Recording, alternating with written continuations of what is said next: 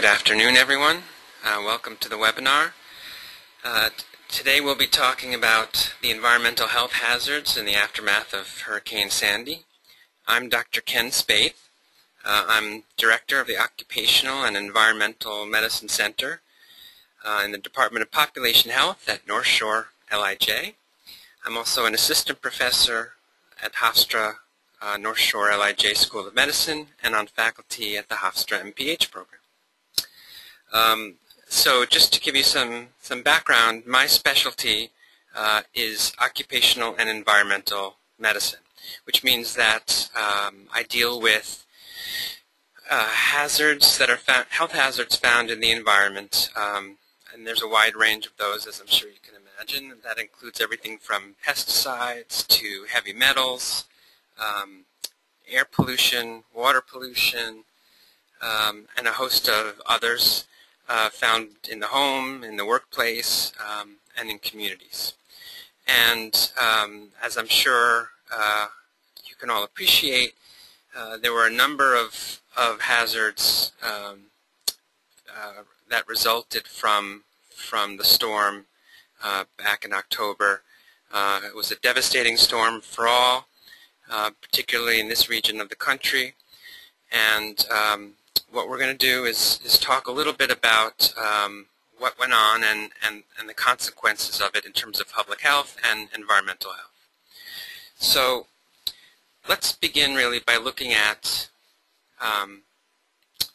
some of the facts and figures, just to give you a sense. And I don't think anyone needs to be convinced that the storm was devastating, but I thought I would just put some basic numbers down to give you some perspective on it. So you can see the monetary costs, right? And of course, money is one aspect of this. People's lives and homes and you know, families were affected by this. So it's always misleading to focus on money, but of course that's the reality, and you can see the magnitude of the value. And again, you can see the extent of the effect in terms of homes affected. And you know, right here in the Long Island region, the numbers are really shocking. How many buildings were affected around here,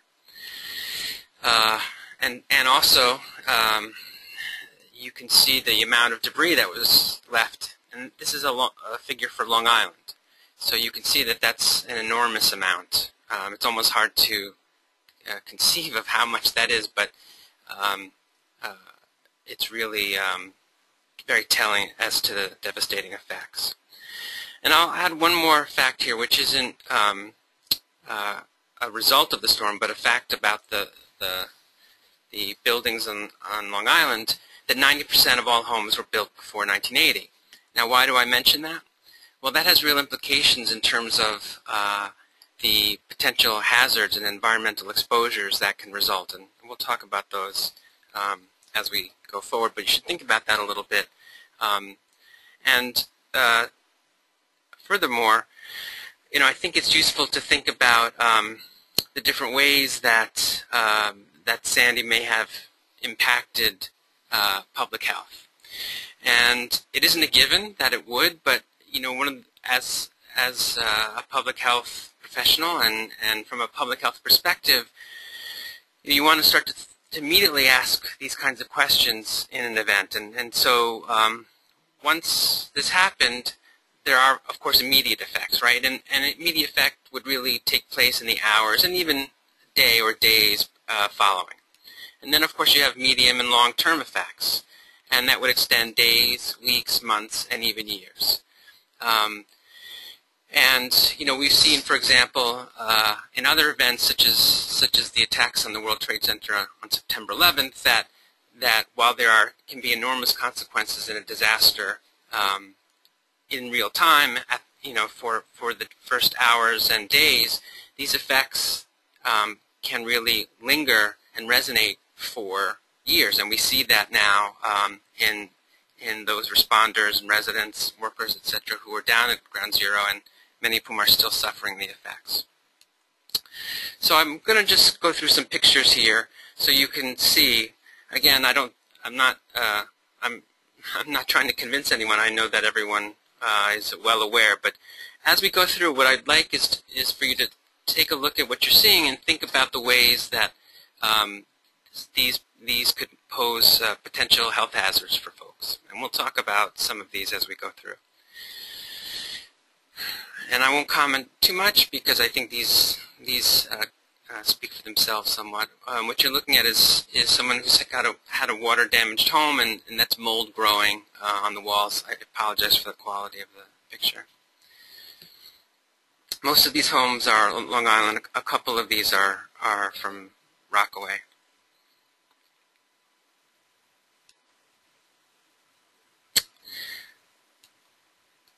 And here you can see the water marks and the dirt marks indicating how high the water levels rose, and clearly high enough to get into this home. I believe this was on Long Beach, and flood the home. All right, so immediately after there was concern about the public health impact, and in all regions, Staten Island, the Rockaways here in Long Island, there was talk of an associated cough, sometimes dubbed Sandy cough. It's also termed Rockaway cough. But that there was reports going around that there were increased cases of people having cough and breathing difficulties. Almost immediately after the storm, you can see on the right here that the Secretary of Health and Human Services declared a public health emergency that included for New York, and that's largely because there was immediately going to be concern that both in the short term and in the longer term that there would be a public health impact. So let's talk about how do you approach this issue. So in other words, when questions arise, is there an effect being seen in the public, right? Whether it's an event or an outbreak of some kind, how do we know? Sometimes it's quite obvious if there's a what we call a sentinel event. In other words, something that clearly delineates the presence of a problem.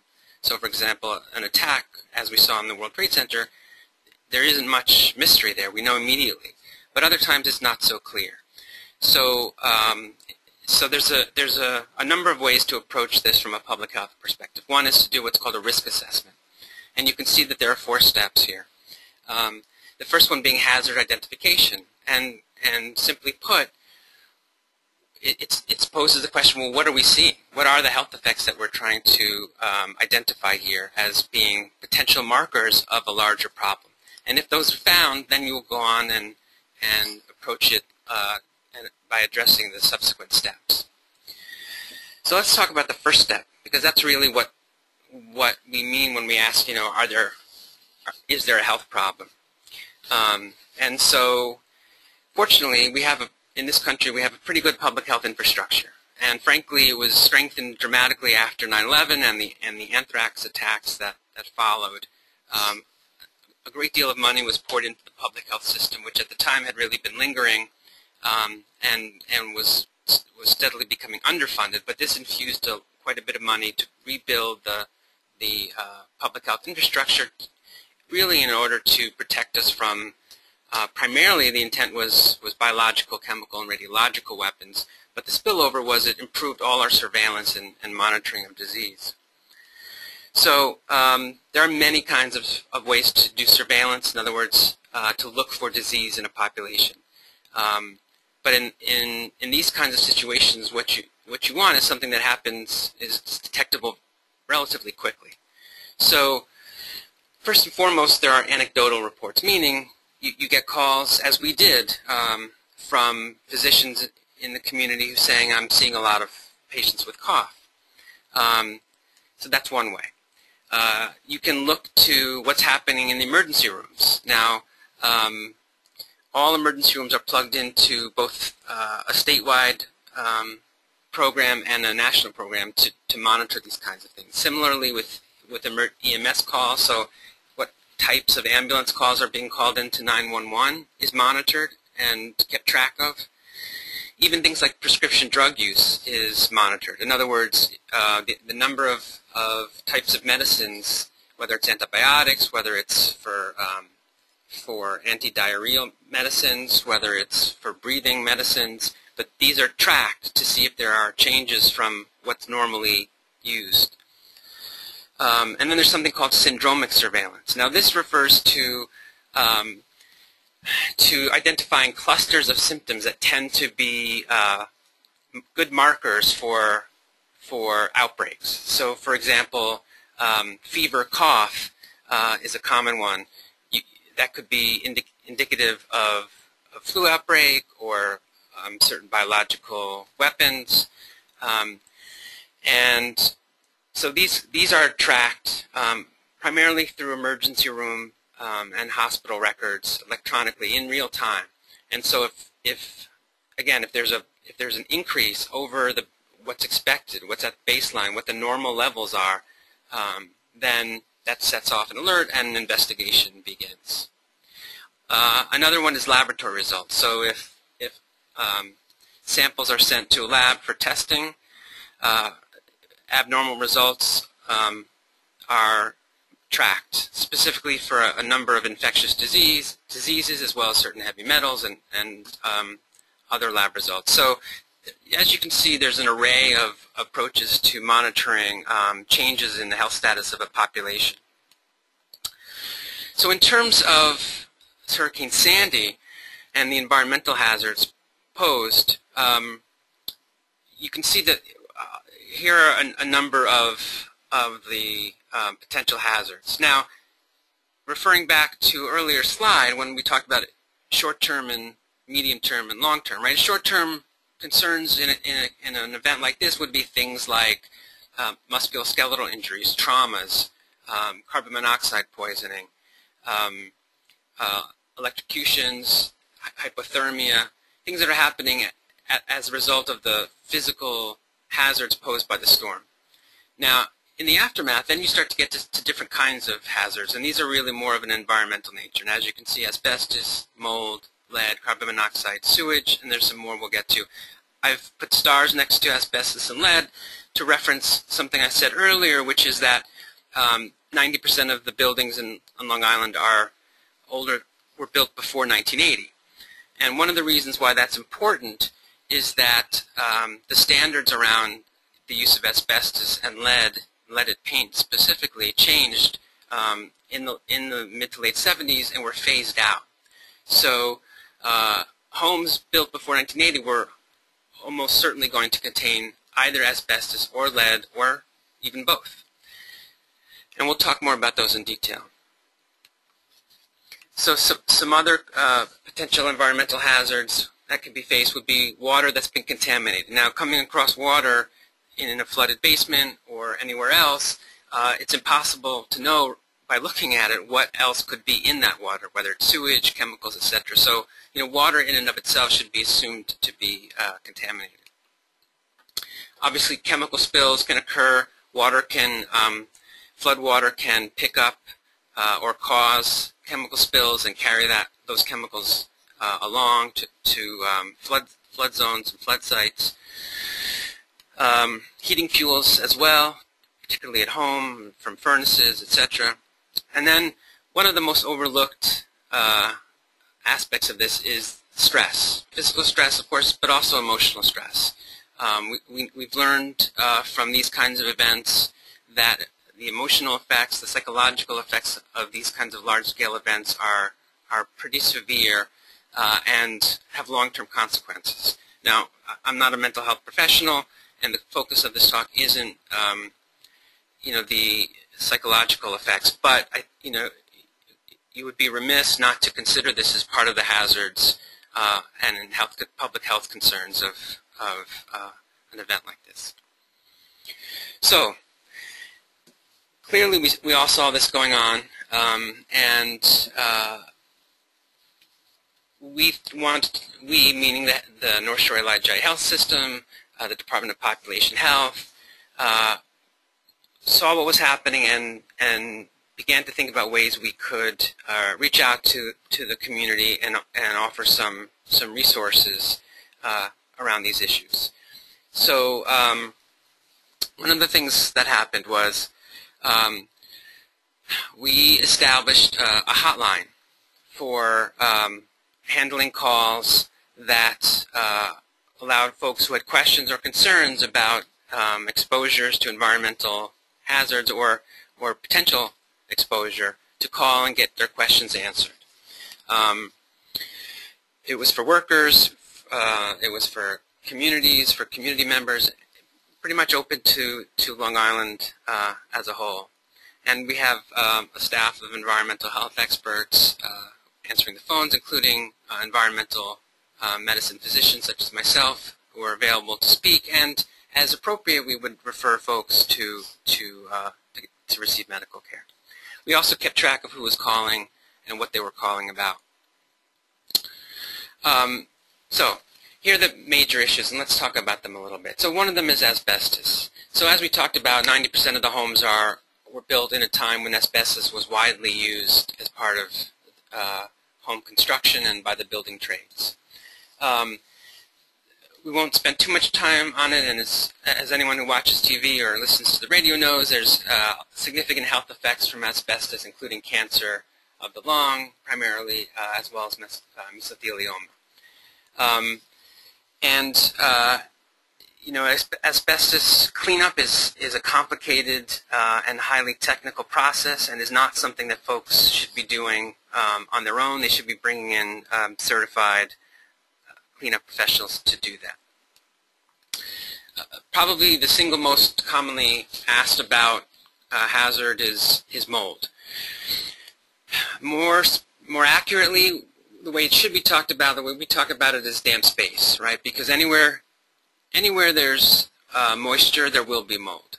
Now, I should qualify that by saying mold is everywhere in our environment at all times. And 99.99% of the time, it's not an issue. We don't even have any awareness of it because the health effects are not significant. Our body is able to, a normal healthy immune system keeps the mold that's on us at all times and in us, keeps it at bay and prevents it from making us sick most of the time, except for those of us who suffer from allergies.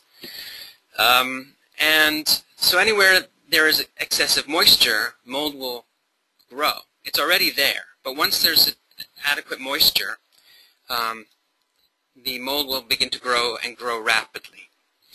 And it's when it starts to get beyond its normal levels that it starts to pose more significant health risks and more common health risks. Now, you have to remember too that when you have floods, flooding can occur underneath flooring. It can happen behind appliances, behind walls, inside of drywall, etc. So just because you can't see it doesn't mean it wasn't there. And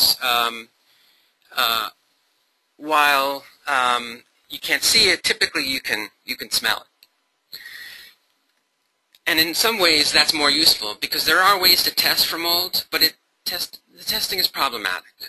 There aren't good standards, public health standards around mold as to what is acceptable. There are tens of thousands of mold species, and rarely does testing account for all of them.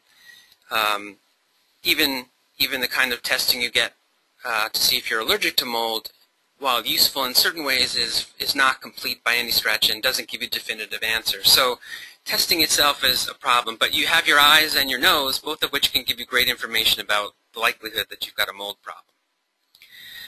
Most of the health effects tend to be allergy response. So you breathe in the mold spores, and you tend to get allergic type symptoms: runny nose, stuffy nose, your eyes bother you. People who are prone to breathing problems could sometimes get wheezing or exacerbations of asthma in people who have it. It is possible to have more serious illnesses, but these are extraordinarily rare and typically require excessively high exposures or excessively high concentrations of mold spores to happen, and we don't see that very often, even in situations like the one you're looking at. Lead is another hazard, and again, since most of the homes were built before 1980, it's likely that all of these homes are going to have lead paint in there. Often coats of paint are painted over. Even if they were repainted since 1980, it means that the lead paint would then be under the newer coats. And as is the case with asbestos, lead that's in place and intact is not a significant health risk. It's when it starts to get into the environment. The paint starts peeling, there's damage to the drywall where the paint is, etc. That makes the lead get into the environment, either airborne or as dust, etc., or paint chips. Lead is one of these toxic compounds that can cause a whole range of health problems. Pregnant women and young children are particularly susceptible to the effects of lead. And lead is also a nice public health example of how, as we learn more and more, over the decades, what's considered safe in terms of our tolerable lead levels has dropped significantly. And the data is pretty clear that eventually we'll need to reach a point where we acknowledge that there are no safe lead levels. Carbon monoxide is less of a risk now for most folks since electricity has been restored. But for a lot of the building trades, people who are doing repairs and rebuilding where the house is without power because of the damage, it can still pose a risk. Sewage is largely resolved as an issue since the floodwater has basically resolved at this point. At the time and in the weeks following, there was concern about cross-contamination with sewage, which puts people at risk for ingesting some of the bacteria that can cause GI, gastrointestinal problems. But once the water goes and drying has occurred, this really becomes much less of a concern. We talked about this a little bit, but water contamination is always a concern because we don't know, there's no way to know by looking whether the water has one or many contaminants in it, chemicals, pesticides, etc. And in general, the approach should always be to assume that it's not safe. Chemicals, depending on what was around or in the area, if you live in an area where there's industry, the chemicals can vary pretty widely, but obviously can have significant health effects. Home heating fuels, similarly, depending on the nature of the fuel, can have a variety of health effects, some of which are quite serious. So I want to talk for just a few minutes about the calls and the conversations that have been going on. Almost right away, we began getting calls at our clinic. Once we set up the hotline, we were getting calls. We've been getting calls to the hotline. I've been giving a number of talks out in the community to different unions, to community groups, with the Department of Health in both Suffolk and Nassau. So there's been a lot of conversation in the past few months about what's been going on. But so I tried to sum it up. I call it the hotline experience, but really it's overall experience between the calls directly to the clinic, to the hotline, and from giving talks out in the community into different groups, kind of what the summary of the concerns and complaints have been. So I'd say most of the questions that I have been getting have been about ways to reduce their risk or to avoid getting exposed, meaning folks are trying to rebuild, to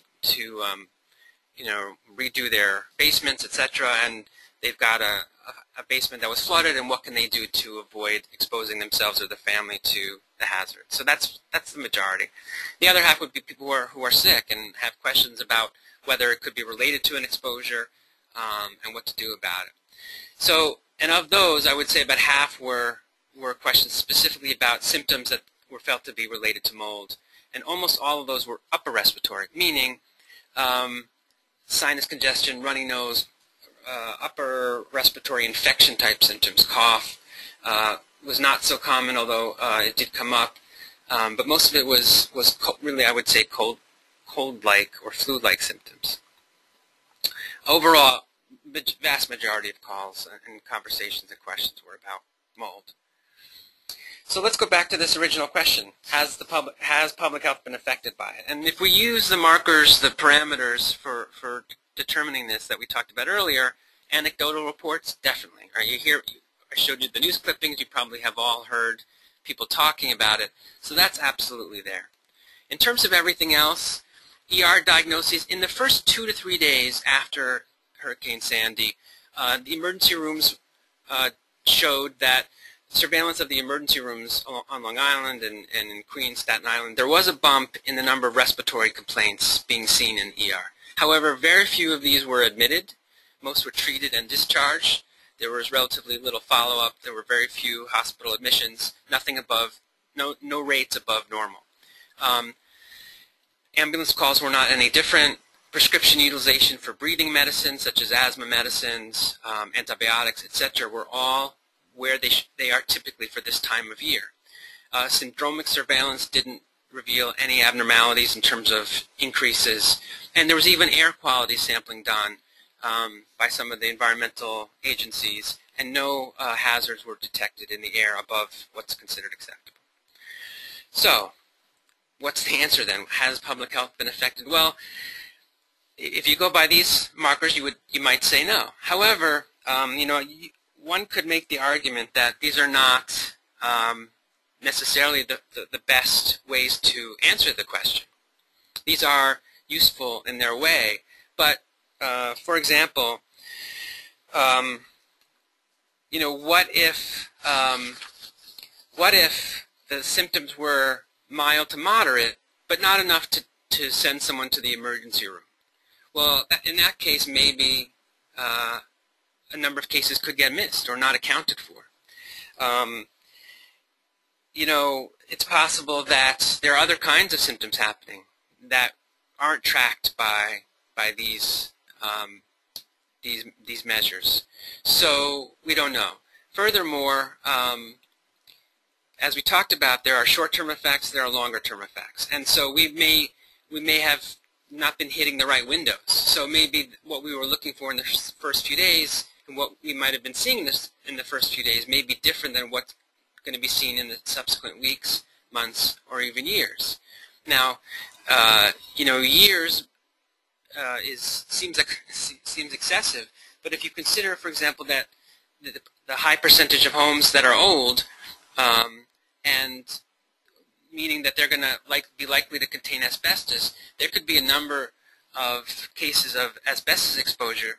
And asbestos is the kind of thing that doesn't really show itself for many decades sometimes. So we may indeed be talking about years in terms of the effects that can be seen.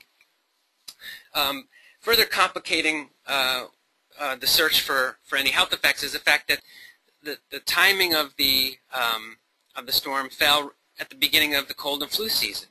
So complaints of cough and respiratory symptoms, while they could be attributable to environmental hazards, may also be attributable to cold and flu.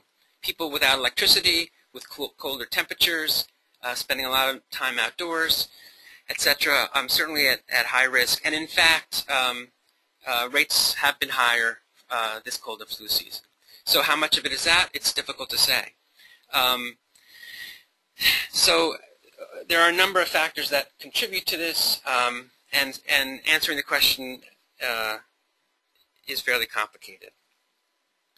I would add, by the way, in terms of the effect lingering for years, in addition to asbestos, you might also consider that some of the mental health effects may also last for years because of the devastation people suffered.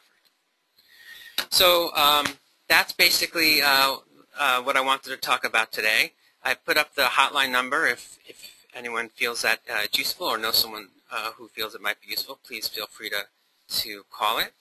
I'll give you a second to jot that down, or you can watch this as many times as you want. I just wanted to give you some information about the Hofstra MPH program. It's just started this year, and it's been a great success so far. I would urge anyone out there who's listening to enroll in the MPH program. If you have any interest or involvement in any health and safety related work, it's an incredibly valuable tool in which you learn skills that can be applied in any number of settings.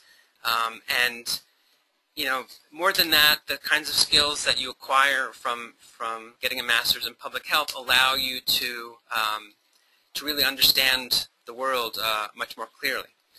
And if interest in environmental health is strong, please feel free to enroll in the occupational and environmental medicine, or sorry, occupational and environmental health course that I'm teaching in the MPH program this summer.